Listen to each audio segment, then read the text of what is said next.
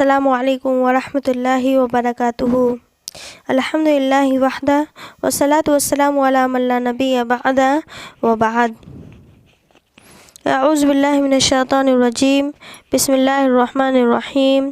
رب اشرح لی صدری ویسر لی امری واحلل عقدۃ من لسانی یفقہوا قولی۔ رسول صلی اللہ علیہ وسلم پر تشدد، ظلم و زیادتی۔ جب مشرکین مکہ کے تمام حربے بیکار ثابت ہوئے اور رسول اکرم صلی اللہ علیہ وسلم اور صحابہ اکرام کو دین اسلام کی تبلیغ سے نہ روک سکے تو انہوں نے جسمانی تشدد کا حربہ اختیار کیا۔ علانیہ تبلیغ کے دور میں جب رسول صلی اللہ علیہ وسلم نے دین کا اظہار شروع کر دیا اور نماز کعبہ کے پاس پڑھنا شروع کر دی تو قریش کا غصہ انتہا کو پہنچ گیا۔ انہوں نے رسول صلی اللہ علیہ وسلم کو تکلیف دینے کی انتہا کر دی۔ صحیح مسلم میں ابو ہریرہ رضی اللہ تعالیٰ عنہ سے مروی ہے کہ ایک دن ابو جہل اپنے ساتھیوں سے پوچھنے لگا، کیا محمد تمہاری موجودگی میں بیت اللہ کے پاس عبادت کرتا ہے؟ وہ بولے ہاں۔ ابو جہل کہنے لگا، لات و عزیٰ کی قسم، اگر میں نے اسے ایسا کرتے دیکھا تو میں اس کی گردن اپنے پاؤں سے مسل ڈالوں گا یا اس کا چہرہ مٹی سے آلودہ کر دوں گا۔ ایک دن آپ نماز پڑھ رہے تھے کہ وہ آ گیا۔ وہ آپ کی گردن پر پاؤں رکھنے کی نیت سے آگے بڑھا، لیکن اچانک وہ ہاتھ آگے بڑھائے الٹے پاؤں واپس بھاگنے لگا۔ اس سے پوچھا گیا، تجھے کیا ہوا؟ کہنے لگا، واللہ میرے اور اس کے درمیان آگ کی خندق بھڑک اٹھی تھی، وہ انتہائی ہولناک تھی اور فرشتے پر مار رہے تھے۔ رسول صلی اللہ علیہ وسلم نے فرمایا، اللہ کی قسم، اگر وہ میرے قریب آ جاتا تو فرشتے اس کی بوٹی کر ڈالتے۔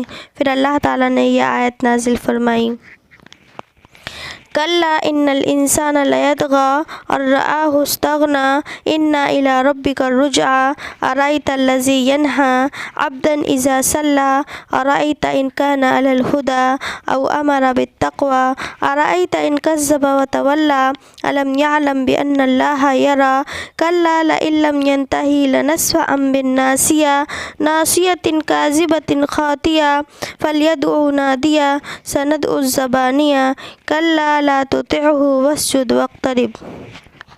ہرگز نہیں، بلا شبہ انسان تو سرکشی پر اتر آتا ہے، اس لیے کہ وہ اپنے آپ کو دیکھتا ہے کہ مالدار ہو گیا ہے۔ یقیناً تیرے رب ہی کی طرف لوٹنا ہے۔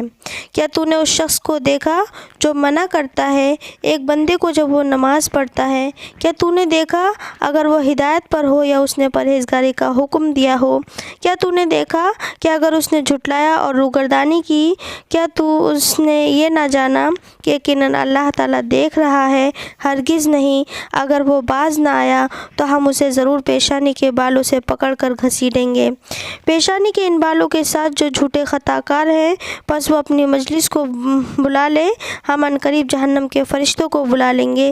ہرگز نہیں، اس کی اطاعت نہ کرو اور سجدہ کرو، اللہ تعالیٰ کا قرب حاصل کرو۔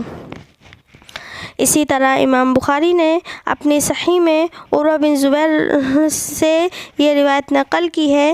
وہ کہتے ہیں، میں نے عبداللہ بن عمرو رضی اللہ تعالیٰ عنہ سے پوچھا کہ مشرکین مکہ نے رسول صلی اللہ علیہ وسلم کے ساتھ بدترین سلوک کیا کیا تھا؟ وہ فرمانے لگے، میں نے دیکھا کہ عقبہ بن ابی معیط نبی کریم صلی اللہ علیہ وسلم کے پاس آیا۔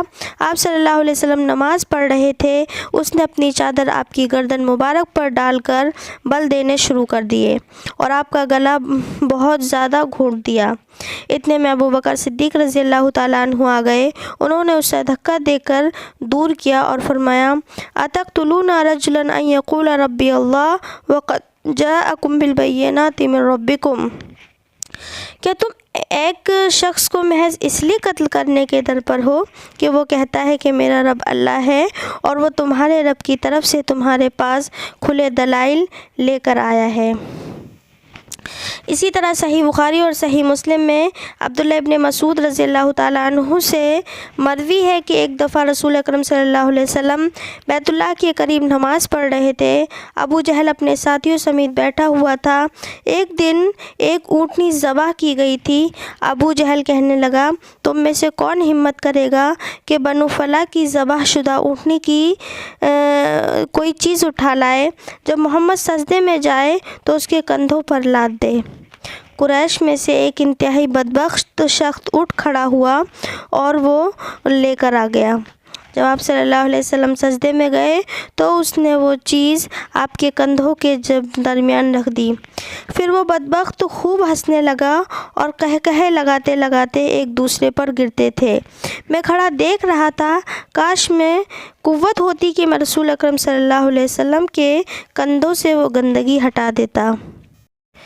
نبی کریم صلی اللہ علیہ وسلم سجدے کی حالت میں ہی رہے، سر نہیں اٹھایا، حتیٰ کہ ایک شخص گیا اور فاطمہ رضی اللہ تعالیٰ عنہ کو خبر دی۔ اس وقت وہ عمر لڑکی تھی، بھاگتی ہوئی آئیں۔ انہوں نے آپ صلی اللہ علیہ وسلم کے کندھوں سے گندگی اتاری اور ان ظالموں کو شرم دلانے لگیں۔ جب نبی کریم صلی اللہ علیہ وسلم نے نماز مکمل کر لی تو بلند آواز سے نام لے کر ان کے خلاف بد دعا کی۔ قسم اس ذات کی جس نے محمد صلی اللہ علیہ وسلم کو سچا نبی بنایا، میں نے ان تمام لوگوں کو جن کے خلاف آپ نے بد دعا فرمائی تھی، بدر کے دن دیکھا کہ وہ قتل ہو کر گرے پڑے تھے۔ ان کی لاشیں گھسیٹ گھسیٹ کر ایک کچے کنویں میں پھینک دی گئیں۔ اسی طرح حافظ ابن حجر کا بیان ہے، جو صحیح سند سے وارد ہے، انس رضی اللہ تعالیٰ عنہ سے مروی ہے کہ ایک دفعہ مشرکین نے رسول صلی اللہ علیہ وسلم کو اتنا مارا کہ آپ بے ہوش ہو گئے۔ ابو بکر آئے، انہیں لعن طعن کی، فرمایا تم تباہ و برباد ہو جاؤ، کیا تم ایک شخص کو محض اس لیے قتل کر رہے ہو کہ وہ کہتا ہے کہ میرا رب اللہ ہے؟ انہوں نے اللہ کے رسول صلی اللہ علیہ وسلم کو تو چھوڑ دیا، مگر ابو بکر صدیق رضی اللہ تعالیٰ عنہ پر ٹوٹ پڑے۔ اسی طرح عتیبہ بن ابو لہب رسول صلی اللہ علیہ وسلم کے ہاتھا پائی کرنے لگا۔ اس نے آپ کی قمیص پھاڑ دی، آپ کے مقدس چہرے پر تھوکا، مگر اس ناپاک تھوک آپ تک نہ پہنچ سکا۔ رسول صلی اللہ علیہ وسلم نے اس کے لیے بھی بد دعا کی، اللہم سلط علیہ کلبا من کلابک، اے اللہ اپنے پیدا کردہ کتوں میں سے کوئی وحشی کتا اس پر مسلط فرما دے۔ آپ صلی اللہ علیہ وسلم کی دعا قبول ہوئی۔ وہ شام کے علاقے زرقہ میں تھا کہ اسے ایک درندے نے چیر پھاڑ کر ٹکڑے ٹکڑے کر دیا۔ اسی طرح ابو لہب کی بیوی ابو سفیان کی بہن ام جمیل عروہ بنت حرب آپ صلی اللہ علیہ وسلم کو مارنے کے لیے پتھر اٹھائے پھرتی رہیں، مگر اللہ تعالیٰ نے آپ کو اس کے ناپاک ہاتھوں سے محفوظ رکھا۔ وہ آپ کے راستے میں بچھانے کے لیے کانٹے دار لکڑیاں اکٹھا کر کے لایا کرتی تھیں۔ یہ بات اللہ تعالیٰ نے بھی قرآن کریم کی سورہ لہب میں بیان فرمائی ہے۔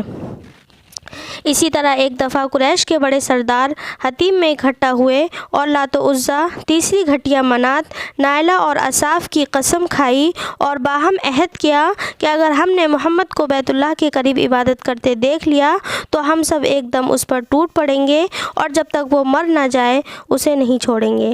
آپ صلی اللہ علیہ وسلم کی صاحبزادی فاطمہ رضی اللہ تعالیٰ عنہا نے آپ کو ان کے اس ناپاک معاہدے سے کے بارے میں خبر دی۔ آپ تشریف لے گئے اور مٹھی بھر مٹی ان پر پھینک دی۔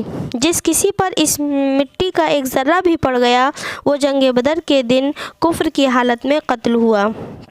اسی طرح امام احمد نے انس رضی اللہ تعالیٰ عنہ سے سند کے ساتھ روایت کیا ہے کہ ایک دن جبرائیل علیہ السلام نبی کریم صلی اللہ علیہ وسلم کے پاس حاضر ہوئے۔ آپ غمگین بیٹھے تھے، خون سے آپ کا جسم رنگین تھا۔ مکہ کے کسی ناپاک شخص نے آپ کو مارا تھا۔ جبرائیل نے پوچھا آپ کو کیا ہوا؟ فرمایا میرے ساتھ ان لوگوں نے یہ سلوک کیا۔ جبرائیل علیہ السلام نے کہا آپ فرمائیں تو میں آپ کو ایک معجزہ دکھاؤں؟ فرمایا ہاں۔ انہوں نے وادی سے ایک درخت کو دیکھا اور آپ سے کہا اس درخت کو بلائیں۔ آپ نے بلایا تو وہ درخت چل پڑا اور آپ کے سامنے آ کر کھڑا ہو گیا۔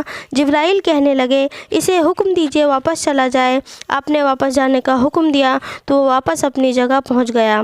رسول صلی اللہ علیہ وسلم نے فرمایا حسبی، مجھے یہی کافی ہے۔